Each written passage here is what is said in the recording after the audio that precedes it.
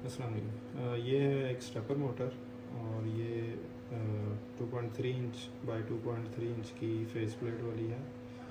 इसका नाम है नीमा 23। सो ये एक जनरल पर्पस स्टेपर मोटर है जो कि किसी सिस्टम से किसी सिग्नल के थ्रू ड्राइव होगी। तो ओवरव्यू में इसकी एक शाफ्ट है और इसके अंदर मैग्नेट है और वाइंडिंग्स हैं, जिन वाइंडिंग के सिरे यहाँ पे निकले हुए हैं। तो इसकी दो वाइंडिंग्स हम यूज़ करने वाले हैं, एक ये वाली और एक ये वाली। यहाँ पे मैंने कनेक्शन किया है, आप यहाँ पे आके देख सकते हैं। ये मोटर है, इसकी दो तारें इस एक ड्राइवर की एक साइड पे और दो तारें दूसरे ड्राइवर की दूसरी साइड पे कॉइल पे जा रही हैं।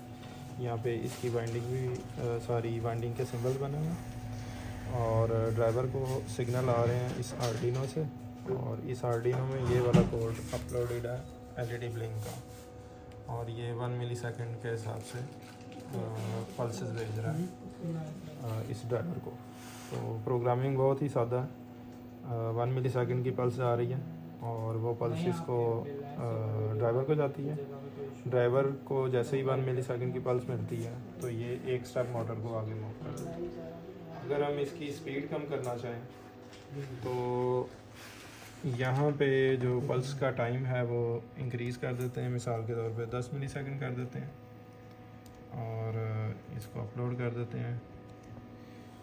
ये कोड अपलोड हुआ और ये स्लो हो गई है।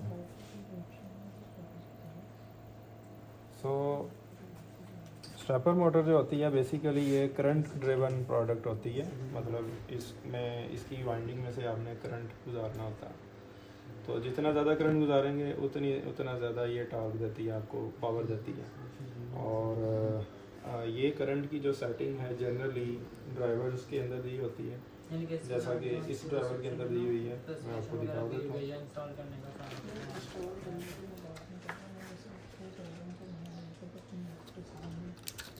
ये इसकी सेटिंग है, स्विचेस दिए हुए और ये इसका टेबल है।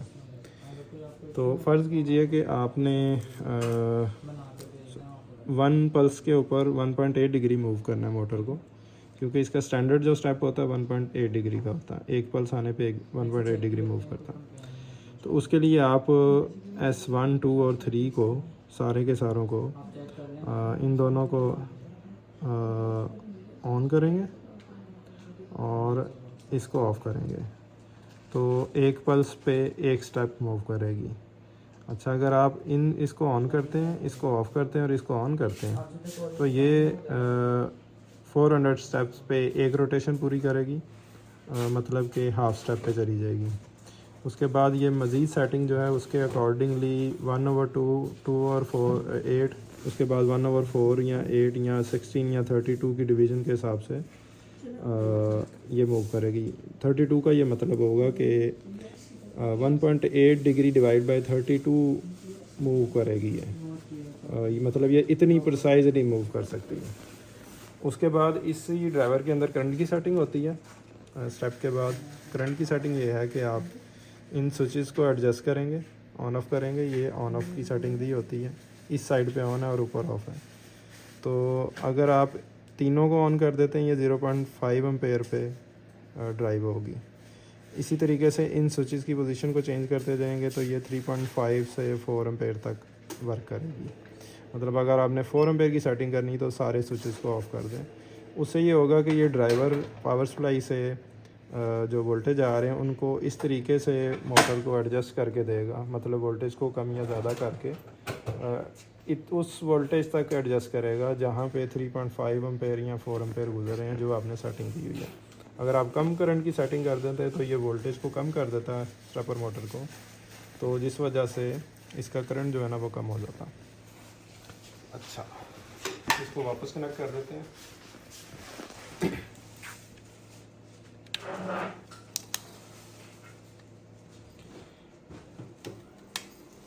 अच्छा जी, आपका नाम क्या है? सोहेल खालिद। अच्छा जी, रोहेल भाई, आपकी क्या एप्लीकेशन है जो आप इससे करनी? मेरा एक बेसिकली एक छोटा सा झूला है इसको मैंने ना इसके साथ रोटेट करवाना है, तो मुझे इसकी रोटेशन चाहिए कि एक स्पेसिफिक टाइम के लिए ये क्लॉकवाइज घूमे, फिर एक स्पेसिफिक टाइम के लिए एंटी क्लॉकवाइज घूमे। ठीक है, उसमें दो चीज़ें हैं। एक तो है कि इसकी डायरेक्शन जी और एक मूवमेंट है। जी ठीक है, पहले आप ये दो कैटेगरी बना लें। जी तो इसकी जो डायरेक्शन है वो आपने कंट्रोल करनी है। इसके ऊपर डायरेक्शन के सिग्नल बने हुए हैं DIR के नाम से। जी जी यहाँ पे जब आप वोल्टेज देंगे तो इसकी डायरेक्शन रिवर्स हो जाएगी। ठीक ठीक है, और जो मूवमेंट है उसमें आप पल्सेस देंगे तो ये मूव करेगी।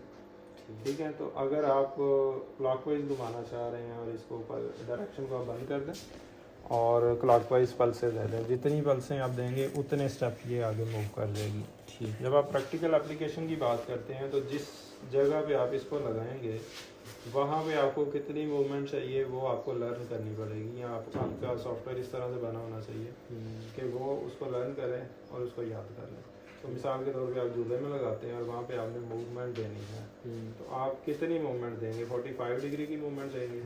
45 डिग्री में कितने स्टेप्स बनते हैं? अगर आप 1.8 डिग्री के हिसाब से देखें, 45 डिवाइड बाई 1.8, ठीक है, तो आप उतने स्टेप दे दें क्लॉकवाइज।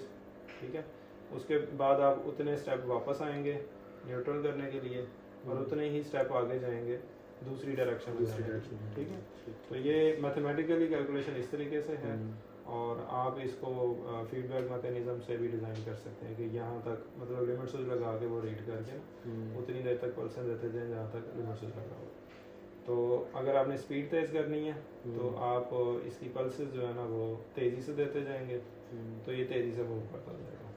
इस तरीके से जो टाइम है बेसिकली वो आपकी पल्सों के दरमियान जो डिले है ना उस पर डिवाइड हो जाएगा। आपने ज़्यादा टाइम में 45 डिग्री मूव करना है तो आप पल्सेस जो है ना उसके दरमियान में टाइम इंक्रीज कर देंगे। अच्छा, इसमें अगला कोई और क्वेश्चन आपका? अच्छा, इसको अगर मैं कंटिन्यूस प्रेशर रखता हूँ तो मैक्सिमम कितनी देर के लिए मैं इसको कंटिन्यू रन कर सकता आप हूँ? इसको 24 घंटे चला सकते हैं, लेकिन आपने इसका टेम्परेचर जो है ना वो देखना होता है कि टेम्परेचर ओवर हीट तो नहीं हो रहा। ठीक है, अगर ये ओवर हीट हो रही है मोटर तो आपने इसको कूल डाउन करने के लिए कुछ समझना। ठीक मिसाल के तौर पे आप झूले में ऐसी जगह फिट करें इसको जहाँ से इसकी हीट डेसिपेशन होती रहे। ठीक। और दूसरा, इसको मैक्सिमम इस मोटर को हम कितना करंट अप्लाई कर सकते हैं? इसको आप 2.5 एम्पेयर अप्लाई कर सकते हैं कंटिन्यूस। वो इसमें सेटिंग दी हुई है, वहाँ से आप 2.5 एम्पेयर सेट कर लें। ठीक, चलिए। और कोई क्वेश्चन हो? नहीं, thank you so much. Okay, और कोई आपके फॉल्ट्स जो आपको इसको चलाने में? अभी तो इसको मैं प्रैक्टिकली अप्लाई करूँगा जहाँ पे फिट करनी है, तो फिर ही पता चलेगा। इसकी वायरिंग आप उल्टी करेंगे, एक कॉइल की एक तार इधर लगाएंगे, दूसरी तार उधर लगाएंगे, ये नहीं चलेगी। ठीक।